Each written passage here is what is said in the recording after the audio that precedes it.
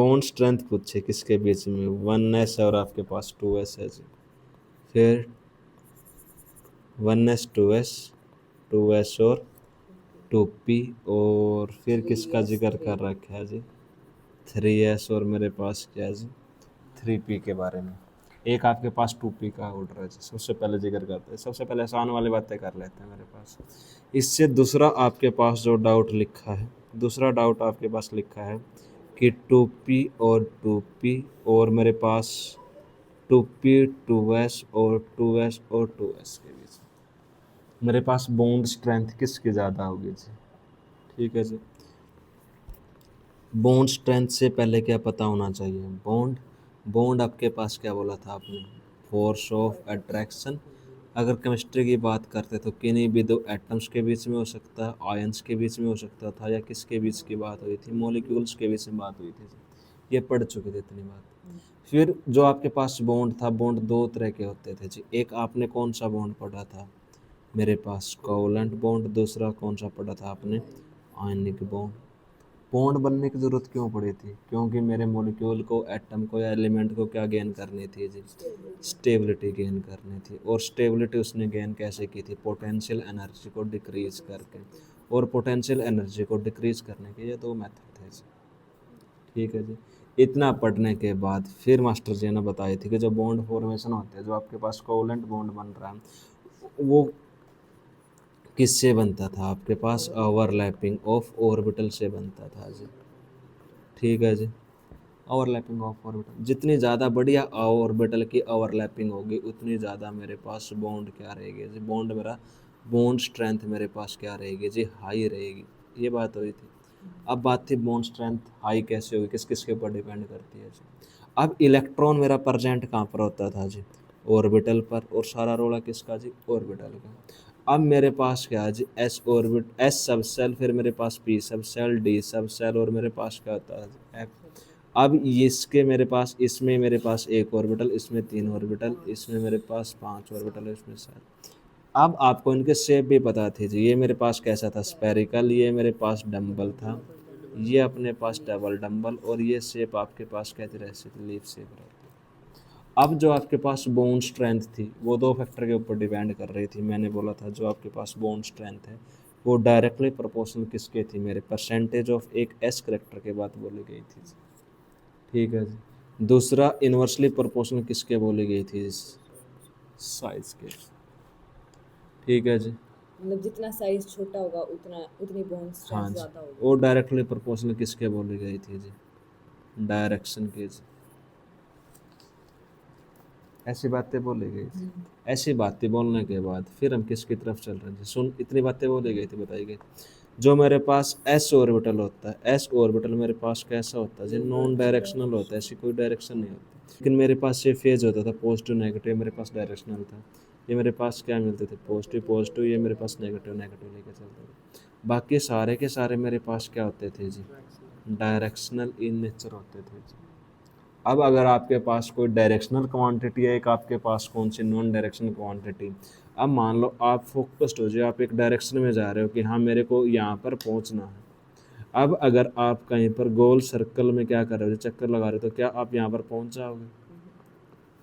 इसके लिए आपको क्या चलना होगा जी, सीधा चलना होगा, और इस पर जाकर आपका क्या मिल गया जी, आपको टारगेट मिल गया। तो डायरेक्शन वाली क्वांटिटी होगी आपके पास, वो आपके लिए फ़ायदेमंद रहती है जी। जो बॉन्ड बना रहे हो, ऑर्बिटल की ओवरलैपिंग हो रही है, अगर ऑर्बिटल की ओवरलैपिंग आपके पास डायरेक्शनल होगी तो ओवरलैपिंग अच्छी होगी, और बॉन्ड कैसा बनता था, अच्छा बनता था। ठीक है जी। अगर साइज छोटा था तो वो भी बॉन्ड अच्छा बनता था। अब कुछ, ओवरलैपिंग ज्यादा होगी तो स्ट्रेंथ भी ज्यादा होगी। हाँ जी।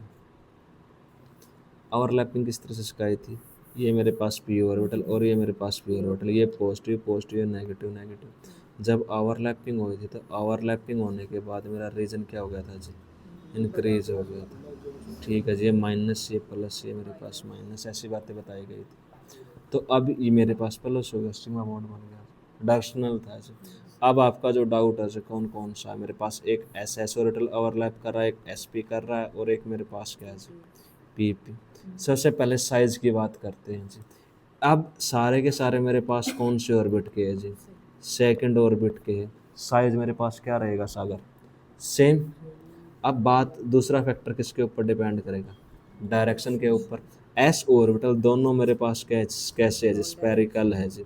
अगर स्पेरिकल है तो मेरे पास क्या रहेंगे, नॉन, उनकी बॉन्ड स्ट्रेंथ कम होगी। अब इसमें मेरे पास एक डायरेक्शनल है, दूसरा मेरे पास कौन सा है जी, नॉन डायरेक्शन। इसमें दोनों मेरे पास क्या है जी, डायरेक्शनल है, तो इनकी बॉन्ड स्ट्रेंथ मेरे पास क्या रहेगी, ज़्यादा किसकी, 2p की।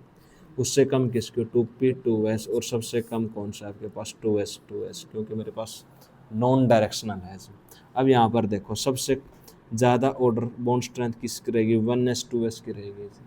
ऐसा क्यों, क्योंकि मेरे पास जो बॉन्ड स्ट्रेंथ है इन्वर्सली प्रोपोर्शनल किसके थे जी, इसका साइज सबसे कम, बॉन्ड स्ट्रेंथ मेरे पास क्या रहेगी, सबसे ज़्यादा। फिर मेरे पास ये वाला केस, और फिर मेरे पास ये वाला केस, सबसे कम रहोगी सर इसकी? इसकी सबसे ज़्यादा रहेगी बॉन्ड स्ट्रेंथ, सबसे कम मेरे सर पास इसमें 3s3 ऐसा पे। किया तब, अच्छा इसमें ऑर्बिटल भी तो सेम है ना? किसमें, और उड़ल में? इसमें अलग अलग है, एक हाँ जी, 1s और एक 2s, ये भले ही आपके पास नॉन डायरेक्शनल हो, लेकिन साइज इसका क्या है जी, छोटा। छोटा है, इस वजह से आपके पास। साइज छोटा दोस्त। अब पहले तो हम ये देखेंगे कि न्यूक्लियस के करीब आपके पास कौन सा है जी, एक मेरे पास फर्स्ट ऑर्बिट, फिर मेरे पास सेकंड, और फिर मेरे पास थर्ड। तो स्ट्रेंथ ये भी तो है, ये न्यूक्लियस जो पास वाले हैं, उनको फोर्स ऑफ अट्रैक्शन भी तो अच्छी रहेगी, भले ही नॉन डायरेक्शनल हो, लेकिन कमांड तो ज़्यादा रहेगी इन वाले इलेक्ट्रॉन के ऊपर।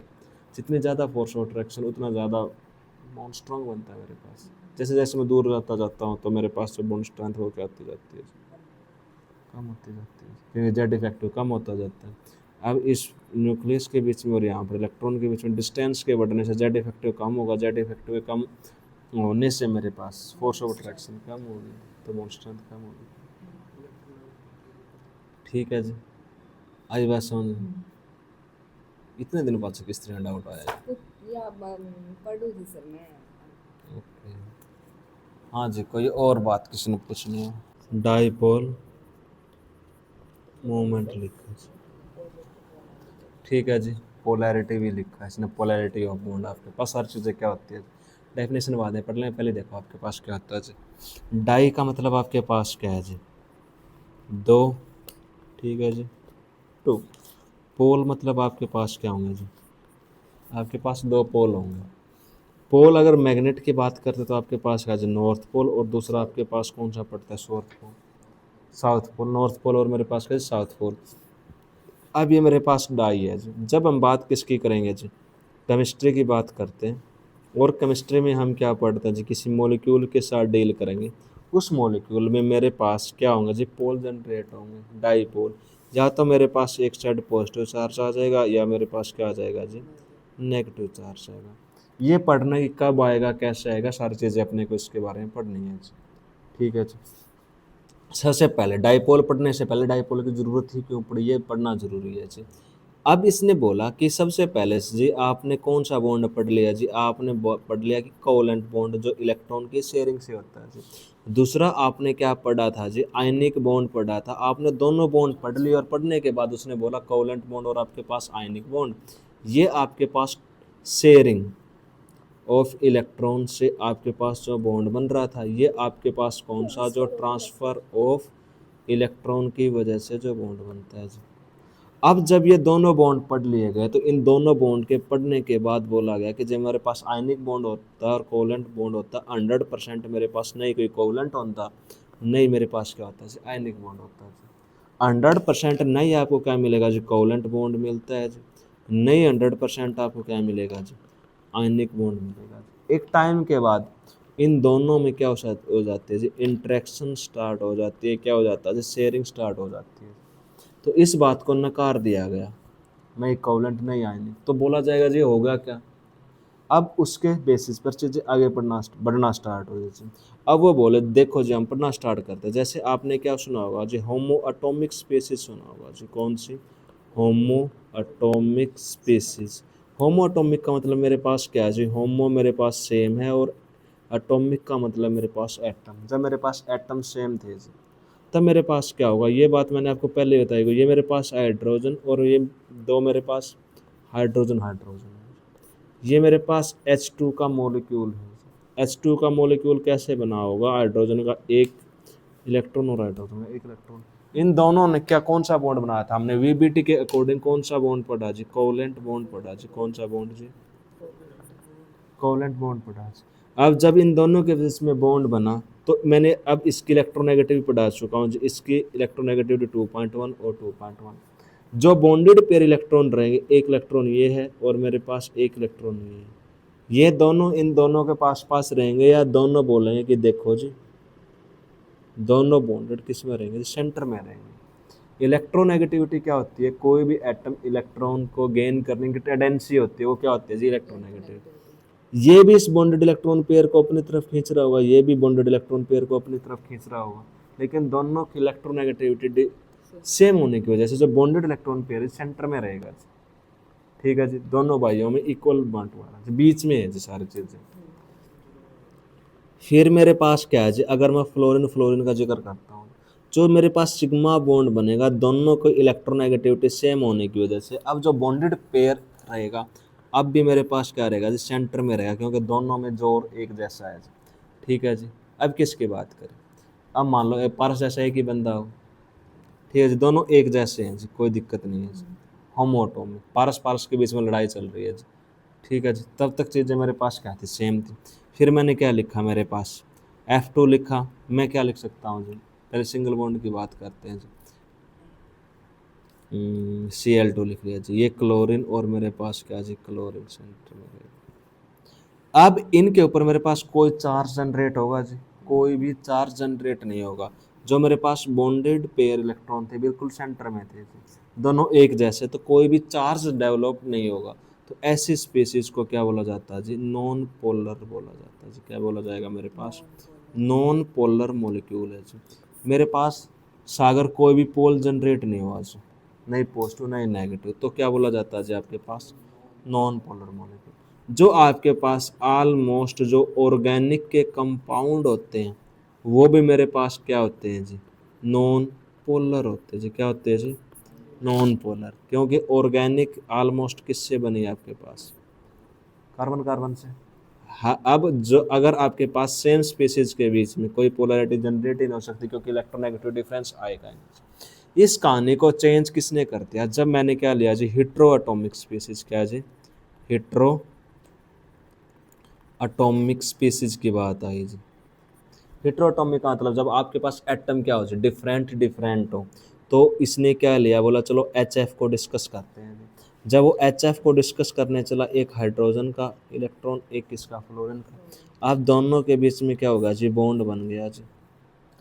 एक्चुअल में चीज़ें होने तो कैसे चाहिए थी ये सेंटर में होना चाहिए था क्या ये सेंटर में रहता है जी नहीं रहता ये सेंटर में नहीं रहता ये क्या करता है मेरे पास जो मेरे पास इस तरह से है जी।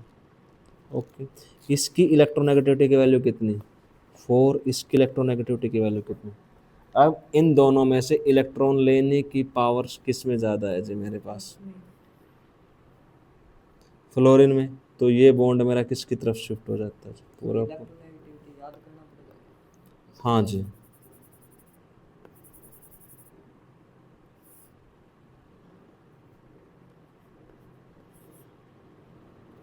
बीच में होना चाहिए था जी लेकिन बीच में नहीं याद करने जैसा ऐसा कुछ है नहीं। मेरे पास लिथियम फिर मेरे पास आता है बेरिलियम फिर बोरॉन फिर कार्बन नाइट्रोजन ऑक्सीजन और फ्लोरीन।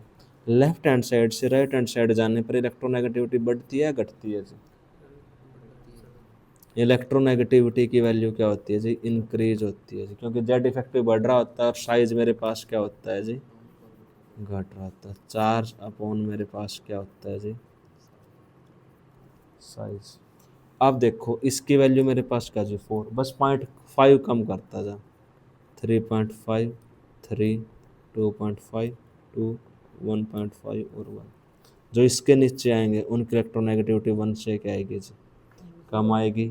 बेरिलियम के नीचे 1.5 से कम आएगी ब्रोन के नीचे 2 से कम आएगी 2 डाउन द ग्रुप जाने पर इलेक्ट्रोनेगेटिविटी क्या होती है जी डिक्रीज होती है। एक हाइड्रोजन की याद रखने मेरे पास क्या है जी 2.1 है जी एक याद होगी बाकी सारी याद होगी। अब इन दोनों में इलेक्ट्रॉन कौन ज़्यादा गेन करना चाहता है मेरे पास फ्लोरीन क्योंकि इसकी इलेक्ट्रोनेगेटिविटी की वैल्यू मेरे पास क्या है हाई तो जो बॉन्डेड इलेक्ट्रॉन पेयर है वो किसकी तरफ शिफ्ट होगा मेरा फ्लोरीन की तरफ। मैंने कल भी एग्जांपल दिया था पारस का, तेरा तरफ आएगा कि सारे ज़मीन किसकी तरफ शिफ्ट होगी, तगड़े आदमी पारस की तरफ। अब सारे काम की बुराई किसके ऊपर थी, पास फ्लोरीन के ऊपर। तो इसके ऊपर नेगेटिव चार्ज, दूसरे के ऊपर कौन सा चार्ज डेवलप हो जाता है, पॉजिटिव।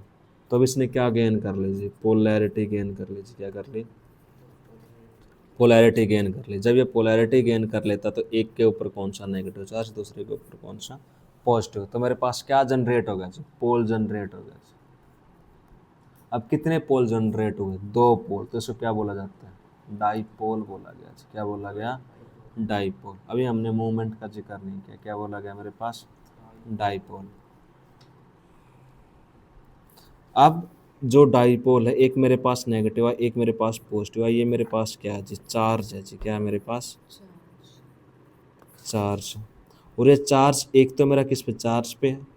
अब डाईपोल था, अब अगर डाईपोल मोमेंट का जिक्र करते हैं, एक तो ये मेरे पास एच एफ है, चार्ज है। दूसरा किसके ऊपर डिपेंड कर रहा है मेरे पास, डिस्टेंस कितनी है जी दोनों न्यूक्लियाई के बीच में। किसके न्यूक्लियाई, एक तो मेरे पास जो फ्लोरीन का न्यूक्लियस है उसके बीच में, और जो मेरे पास हाइड्रोजन का न्यूक्लियस है उसके बीच में मेरे पास डिस्टेंस कितनी है जी।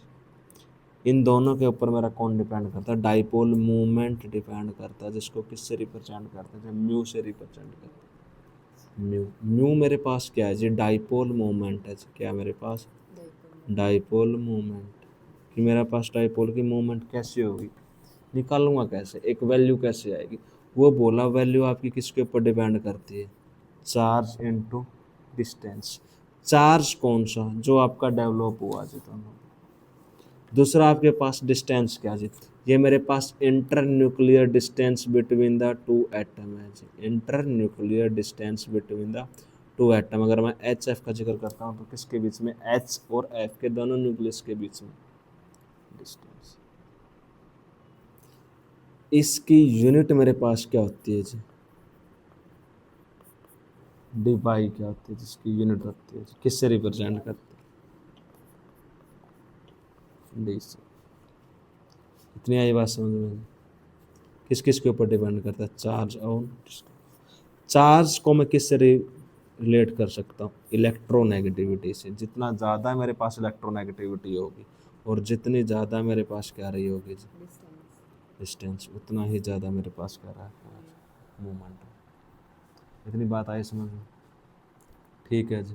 अब जो मेरे पास डाईपोल मोमेंट है, डाईपोल मोमेंट को रिप्रेजेंट कैसे करते हैं, ये मेरे पास H था, ये मेरे पास F था। रिप्रेजेंट करने के लिए जो मेरे पास पॉजिटिव एंड होता है, पॉजिटिव एंड से किसकी तरफ मूव होता है मेरे पास, नेगेटिव एंड की तरफ। ये मेरे पास पॉजिटिव था, ये मेरे पास क्या है, नेगेटिव।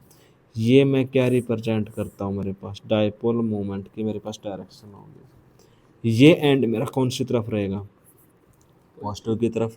ये किसकी तरफ रहता है मेरा, नेगेटिव की तरफ। ये लाइन भी सर होगी वाली, हाँ जी, ये कट होगा, आपके पास एक स्ट्रेट लाइन होगी। स्ट्रेट लाइन में बैक में आपके पास क्या है जी, एक इस तरह से छोटा निशान, और फिर मेरे पास क्या जी, ये किसकी तरफ आपके पास, नेगेटिव एंड की तरफ। ये किसकी तरफ आपके पास, पॉजिटिव। क्लियर जी, इतनी बातें, आगे बढ़े जी। अब इसकी कुछ यूनिट है जो आपके पास लिखी हुई है आपकी, ठीक है जी। मेरे पास थ्योरेटिकल देख लेना आप सारी चीज़ें, polarity any, polar covalent bond, और आपके पास मॉलिक्यूल में सारी बातें लिख दी है। फार्मूला हो गया आपके पास पॉजिटिव नेगेटिव, ठीक है जी।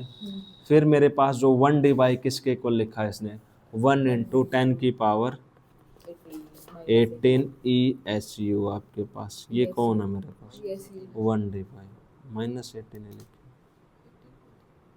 ESU centimetre. दूसरे किस में, कूलम मीटर में लिखे 3.33 × 10 की पावर -13 कूलम मीटर पर मीटर, सिंपल मीटर, ठीक है जी। डाई एटॉमिक मॉलिक्यूल में कोई डाईपोल मोमेंट होगा, देखना सिखा देता हूँ कि डाईपोल मोमेंट को देखते कैसे हैं आपके पास। अब जो आपके पास होमो एटॉमिक स्पीसीज होती है सारी की सारी, जैसे आपके पास H2 हो गया, आपके पास F2 हो गया, आपके पास N2 हो गया, आपके पास O2 हो गया जी। या आपके पास जितने भी होमोटॉमिक स्पेसीज है उन सभी की वैल्यू मेरे पास डाइपोल मोमेंट की वैल्यू क्या होगी जी? 0 होती है जी।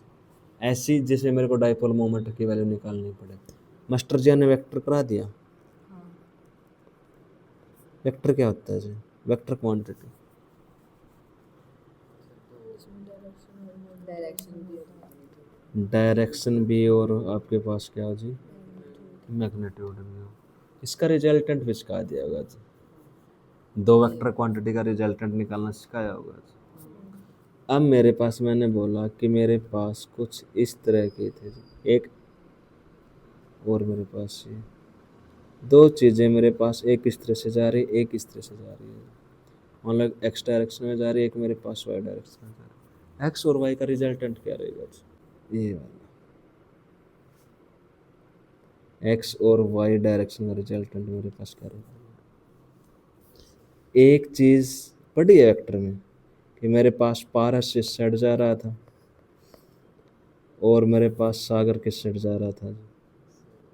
इस साइड जा रहा था। तो मैं ओवरऑल बोल सकता हूँ ना कि मेरे पास दोनों कुछ इस डायरेक्शन में जा रहे हो। दोनों का रिजल्टेंट मेरे पास करे हुए क्वेश्चन था ना, समझ गए ना क्या कहना चाहता हूँ? मेरे पास किस साइड डायरेक्शन। अब सबसे पहले मैंने किसको एक्सप्लेन किया? मैंने CO2 लिया, सबसे आसान एग्जाम। CO2 का मेरे को डाइपोल मोमेंट निकालना है। CO2 का मेरे को पता है कि शेप कैसे होती है जी, लीनियर है जी। ओके, अब कार्बन की इलेक्ट्रोनेगेटिविटी कितनी बताई थी? 2.5। ये मेरे पास क्या जी? 3.5। ये मेरे पास 3। इन दोनों में नेगेटिव चार्ज किस पर आएगा? ऑक्सीजन पर या कार्बन पर? ऑक्सीजन पे। ऑक्सीजन पर आएगा। तो मैं अगर मेरे को डाइपोल मोमेंट रिप्रेजेंट करना हो तो मैं इस तरह से करूँगा, पॉजिटिव से किसकी तरफ? दोनों साइड। दोनों साइड। ये पॉजिटिव से किसकी तरफ? नेगेटिव की तरफ। एक मेरे पास उस डायरेक्शन में जा रहा है एक मेरे पास उस डायरेक्शन में जा रहा है। ओवरऑल डाइपोल मोमेंट की वैल्यू क्या रहेगी जी? 0 रहेगी। क्या रहेगी जी? 0। एक मेरे पास क्या था जी? H और ये मेरे पास क्या था जी? F। इसके ऊपर पॉजिटिव आएगा हाइड्रोजन के ऊपर, नाइट्रोजन के ऊपर क्या आएगा मेरे पास? ना, फ्लोरीन के ऊपर नेगेटिव। तो यहाँ पर मेरे पास डाइपोल मोमेंट की वैल्यू कैसी रहेगी? नॉट इक्वल टू क्या रहती है जी? मेरे पास 0 रहती है जी। ठीक है जी। अब कुछ और एग्जांपल, जैसे मेरे पास मैंने पूछा BF3, क्या जी लिखा हुआ या नहीं? हाँ, नहीं लिखा हुआ। BF3 मेरे पास BF3 की शेप कैसी होती है जी?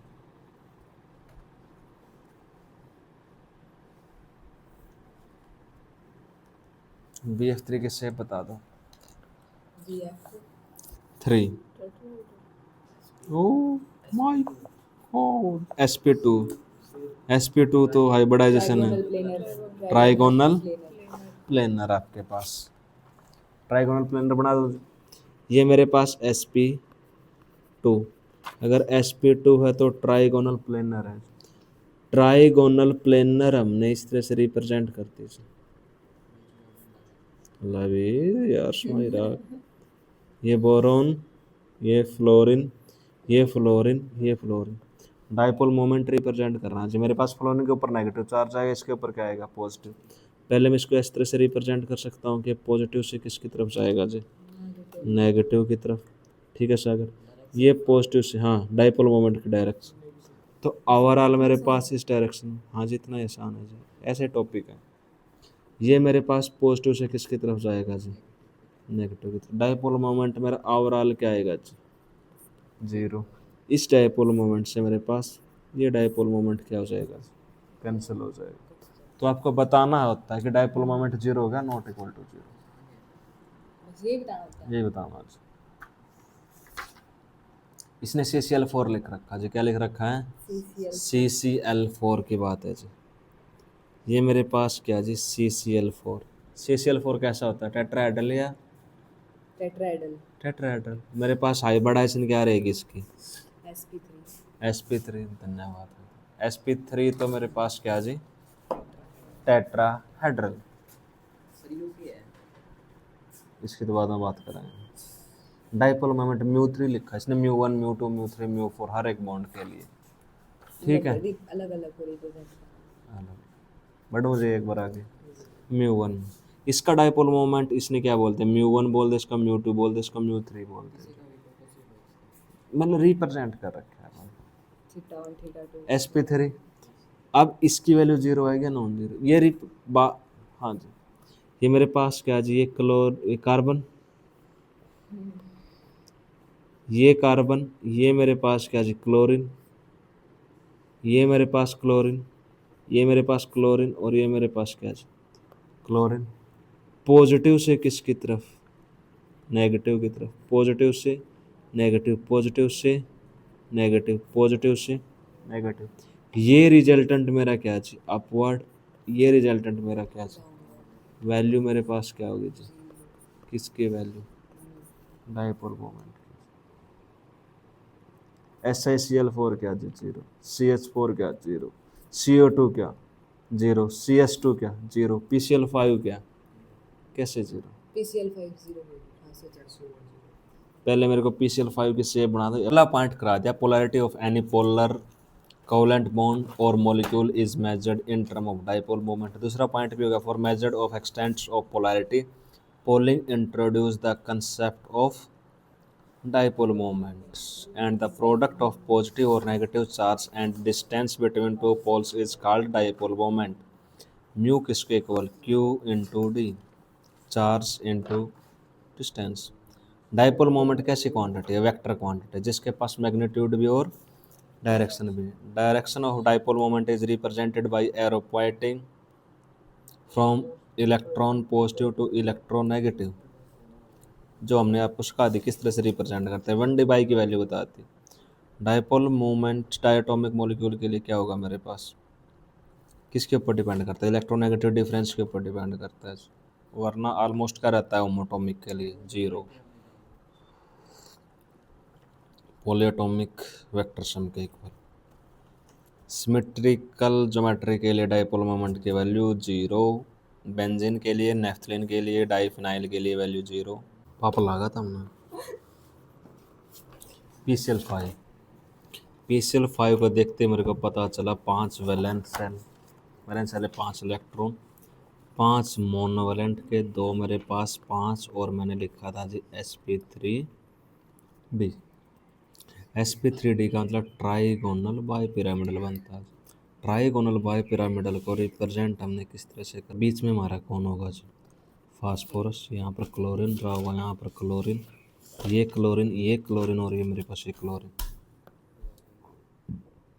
पॉजिटिव से कहाँ से मेरे पास नेगेटिव, पॉजिटिव से नेगेटिव, ये पॉजिटिव से क्या जी नेगेटिव, ये पॉजिटिव से क्या जी नेगेटिव, इसका ओवरऑल रिजल्टेंट मेरे पास ये। अब क्या हुआ जी, इस वाले से मेरे पास रिजल्टेंट से ये वाला रिजल्टेंट माइनस हो जाएगा। दूसरा मेरे पास क्या जी, अपवर्ड का जो डाइपोल मोमेंट है वो डाउनवर्ड के डाइपोल मोमेंट से ऑटोमेटिक क्या हो जाएगा जी कैंसिल। तो ओवरऑल मेरे पास डाइपोल मोमेंट क्या रहा, आसान सी बात थी। सिमेट्रिकल ज्योमेट्री कैसे, सिमेट्रिकल ज्योमेट्री के लिए 0, सेम टू सेम। SF6 की बात करते हैं, मेरे पास ऑक्टाहेड्रल का केस है जी, ये मेरे पास सल्फर, ठीक है जी, इस तरह से fluorine fluorine fluorine fluorine fluorine, और मेरे पास फ्लोरीन। सिमेट्री आपके पास सिमेट्रिकल है। आप पॉजिटिव से किसकी तरफ बढ़े, नेगेटिव, आप पॉजिटिव से किसकी तरफ नेगेटिव, ये एक दूसरे को कैंसिल कर रहा है 0। इस पॉजिटिव से किसकी तरफ गई, नेगेटिव की तरफ, इस पॉजिटिव से नेगेटिव, ये मेरे पास कैंसिल, ये मेरे पास कैंसिल, और ये इस पॉजिटिव से ये मेरा कैंसिल। तो ओवरऑल डाइपोल मोमेंट क्या रहेगा जी, मेरे पास क्या जी एल्कीन है जी। ये बात आप कहाँ तक पढ़ के आए हो जी, 10वीं में बात पढ़ के आए हो जी। कार्बन कार्बन के बीच में जब डबल बॉन्ड होता है तो उसको एल्कीन बोला जाता है जी। मेरे पास एल्केन में 2 टाइप के स्ट्रक्चर बनते हैं, एक मेरे पास सिस, एक मेरे पास क्या जी ट्रांस, मेरे पास दोनों जो है। अब अगर मेरे पास दोनों हाइड्रोजन मेरे पास क्या है जी, दोनों हाइड्रोजन। अगर मेरे पास दो ग्रुप है और वो ग्रुप मेरे पास क्या है जी, सेम है, अगर वो मेरे पास सेम साइड होते हैं तो उनको क्या बोला जाता है जी, सिस बोला जाता है जी। जो मेरे पास स्ट्रक्चर बना जी, इस स्ट्रक्चर का नाम मेरे पास क्या है जी, सिस। और मैंने लिखा मेरे पास सी डबल बॉन्ड सी। ये मेरे पास जो क्लोरीन है और क्लोरीन, और जो मेरे पास हाइड्रोजन है और हाइड्रोजन, ये मेरे पास क्या है जी, एक दूसरे के अपोजिट में है। पारस किस में, अपोजिट में। जब आपके पास सेम जो एटम है वो आपके पास अपोजिट में है तो उसको क्या बोला जाता है, ये मेरे पास जो स्ट्रक्चर बनता है ये किसका जी, ट्रांस है जी। ये मेरे पास क्या है जी, ट्रांस। अब हमने डायपोल मोमेंट देखा जी। डायपोल मोमेंट देखने के लिए मैंने बोला पॉजिटिव से जो डायपोल मोमेंट की डायरेक्शन किसकी तरफ होगी, नेगेटिव की तरफ। ये पॉजिटिव से किसकी तरफ जाएगा, नेगेटिव की तरफ। तो पार्स में बोल सकता हूँ ना कि इस ये डायरेक्शन मेरे पास इस साइड है, ये डायरेक्शन इस साइड, एक दूसरे दोनों क्या हो जाएंगे, ये मेरे पास क्या होगा जी, कैंसल। ये इस डायपोल मोमेंट की वैल्यू क्या रही जी, जीरो। अब हम दूसरा स्टडी किया जी। जब दूसरे को स्टडी किया तो ये मेरे पास क्या है जी, इन दोनों में इसकी इलेक्ट्रोनेगेटिव 2.1, ये मेरे पास क्या जी 2.5। तो पॉजिटिव से किसकी तरफ, नेगेटिव की तरफ। ये भी किसकी तरफ, पॉजिटिव से नेगेटिव की तरफ। तो दीपिका ये एक दूसरे को क्या कर रहे हैं जी, ये इस तरफ है इस डायरेक्शन में, ये मेरे पास इस तरफ से। एक उस साइड जा रहा है एक उस साइड जा रहा है मेरे पास डायपोल मोमेंट। ये वैल्यू मेरे पास क्या हो जाएगी, जीरो। जो मेरे पास ट्रांस होता है, ट्रांस स्पीसीज का डायपोल मोमेंट मेरे पास क्या रहेगा जी, जीरो रहेगा जी। ये तो बताऊंगा, अभी तो बताया ही नहीं। धन्यवाद भाई दया। अब मेरे पास इसकी डायरेक्शन देखते हैं जी। ये मेरे पास क्या है, जिसकी इलेक्ट्रोनेगेटिव 2.5, ये मेरे पास 2.5, ये 3, ये मेरे पास 3, ये मेरे पास 2.1 और ये मेरे पास क्या है 2.5। ये मेरे पास पॉजिटिव से किसकी तरफ, नेगेटिव की तरफ, डायपोल मोमेंट की डायरेक्शन। ये मेरे पास पॉजिटिव से किसकी तरफ, नेगेटिव की तरफ।